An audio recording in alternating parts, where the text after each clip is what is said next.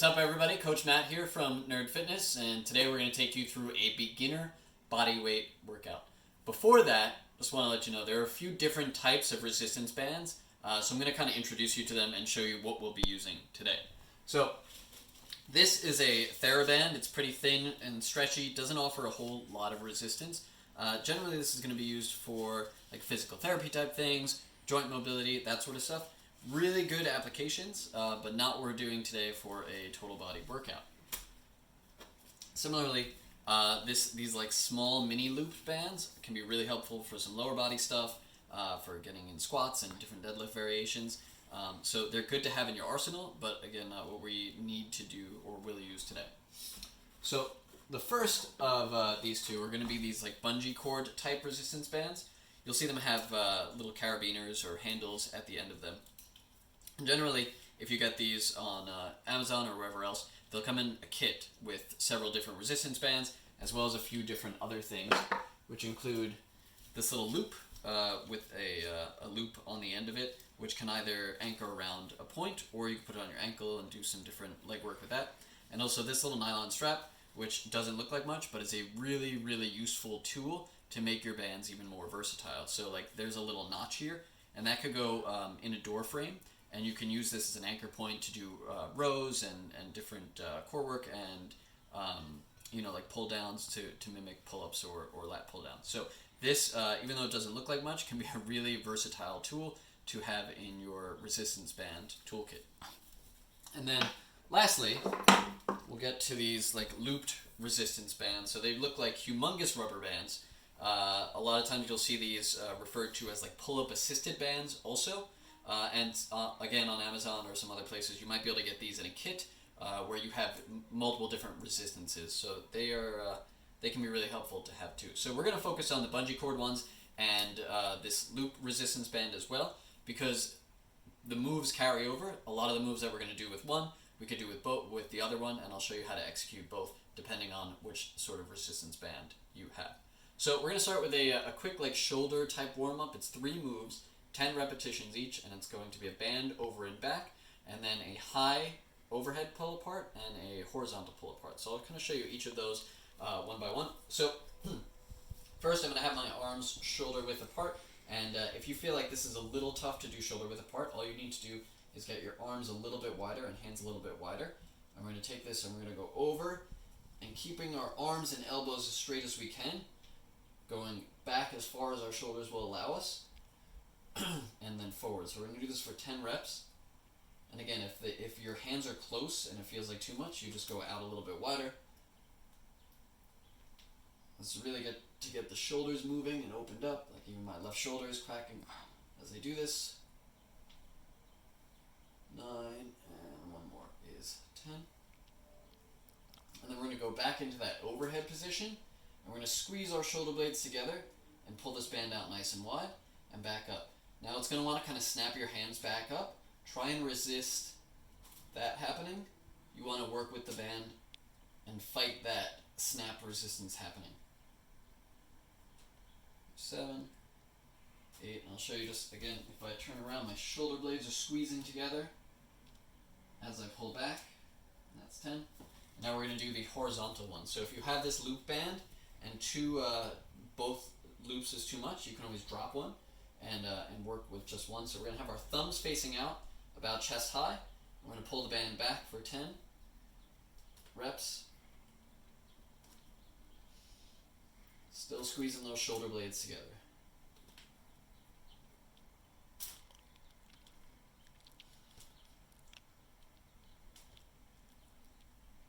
9 and 10. Cool. Perfect. Okay. So if we were to do those same things with the bungee cord type resistance band, pretty much everything is exactly the same. The only thing I would recommend is to kind of turn your hands in and grab this so that you get enough tension, and also you don't have the handles or anything flopping around. So I could do the same thing, band pull aparts, and if I'm going the other way out as I go overhead, I'm holding the handles so these things aren't like flapping around too much. Okay, so I'm going to get my handles on as we're going to get into our main circuit here. one. And the nice thing about these is that you can, if you have multiple resistance bands, you can anchor multiple bands onto each handle to increase the resistance as you get stronger. So first, we have a banded squat. I'm going to step on the band at about shoulder width, and I'm going to pull up and have the handles behind me and my hands here. And we're going to do 12 to 15 squats. So 1. And again, if this feels too easy, you can always add more bands.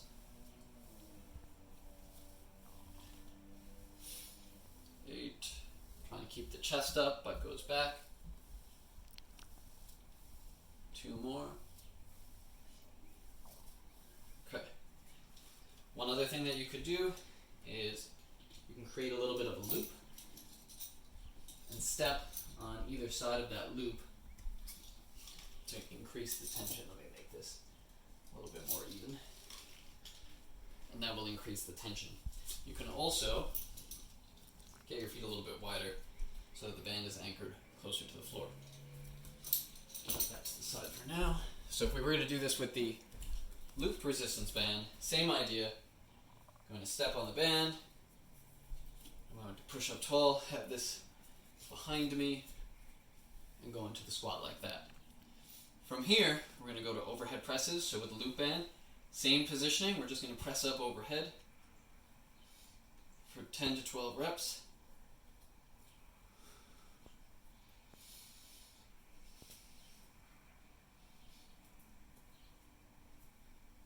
Here's 8, pushing up tall, really reaching up. You're all the way over, and relax. So you can also have this in front if you like, if that's more comfortable for you. If I were to do this with the loop band, same positioning as the squats, I'm just pushing overhead and tall. Okay, so onto our deadlift, which is our hip hinge. Our hips are going to drive back, our shins are going to stay fairly vertical. So a couple ways to set this up with the loop resistance band. You could step on both sides and then hold on and make like handles and pull it that way. If that feels simple, you can choke up a little bit and kind of use a different grip, like so. And Coach Jim showed this one the other day. You can put your foot in one side, you're going to step on the other side, and then loop it back around the original foot. And then the nice thing about this is that you have multiple options as far as your resistance goes. You can choose one grip, 2 bands, or a third band to give you all sorts of different resistance. We'll go here. I'll then show you on the handle one. So again, like I showed you on the squat, you can get this into a loop. The bigger the loop, the more resistance you're going to get. And I'll try and make this equal on both sides. So you see I had tension right at the top there. So we're going to deadlift for 12. Driving the hips back as you come down, and then standing up tall at the top of the deadlift.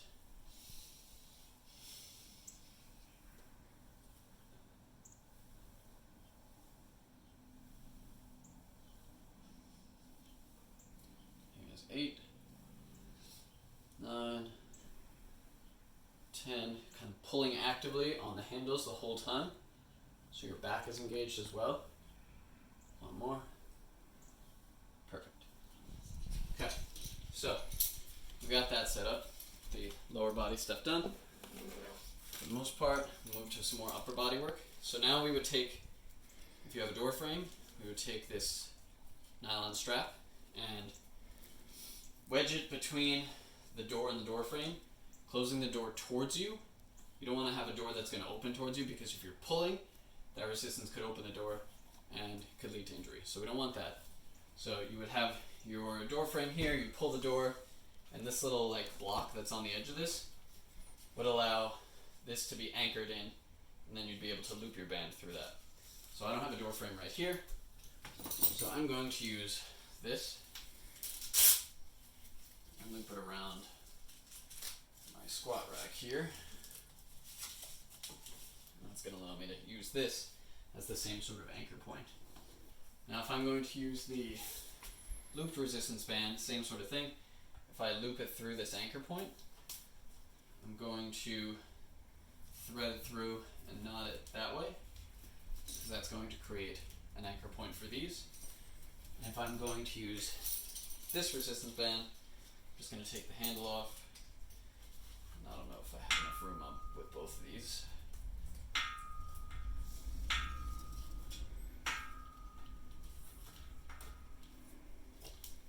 Take the handle off and run this through, which it's not always the easiest. There we go.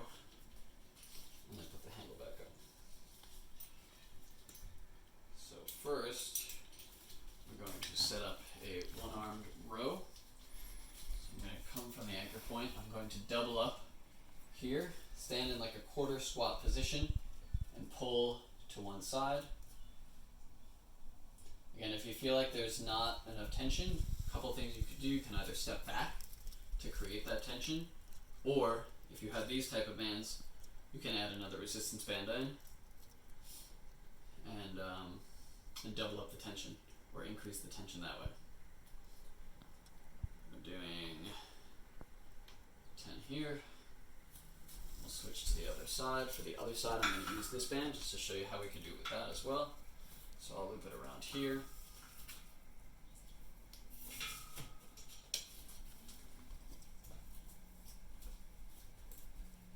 And again, in a bit of a quarter squat, elbow driving right to my ribs, my chest stays up nice and tall.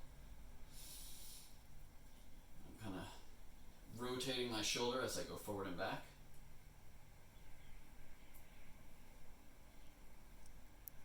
8, 2 more.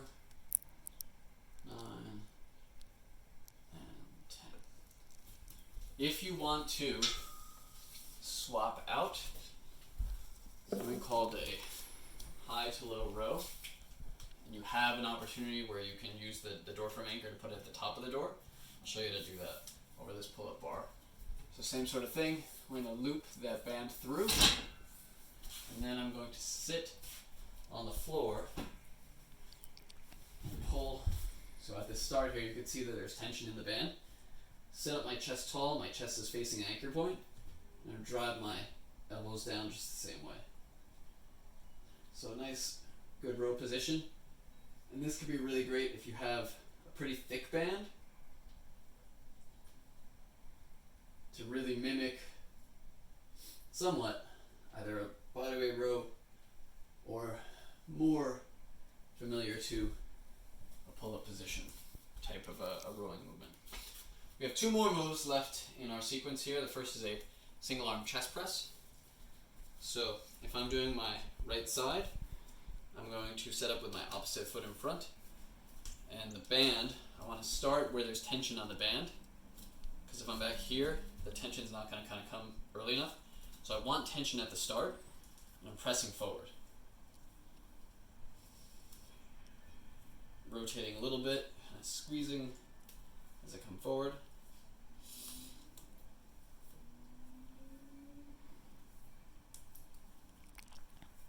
Two more. Okay. And same idea with this band. If I'm on the left side, another thing I can do instead of doubling up with both handles, I can put both sides of the band through one handle. Might make it a little bit more comfortable. So working left side, left foot is back, right foot's in front. I'm going to reach out. Pressing right in front of me. Think of this just like your push-up motion. So my elbow's kind of coming out to the side like that archer. It's not way up here, it's not down in here. If I want, I can also kind of squeeze, hold for 2 seconds at the top of this. And again, especially with the resistance bands, we're trying to resist getting snapped back. We want to control the whole phase of the movement. And then the last thing in this sequence, one of my favorite core exercises is the Pallof press. So you're going to have the side of your body to wherever your band is anchored to. You're going to pull out till you have tension. Okay? And so I'll angle around this way a little bit more. And what you're going to do is you're going to bring your hands together, pretend like you have a straight line coming out of the middle of your chest. And you're going to press this out. And bring it back in and holding out there. When this is out, your band is going to want to bring you back in, and your job is to resist that. So you'll feel this, your obliques side a lot, and perhaps your glute on the leg that's closest to the anchor point.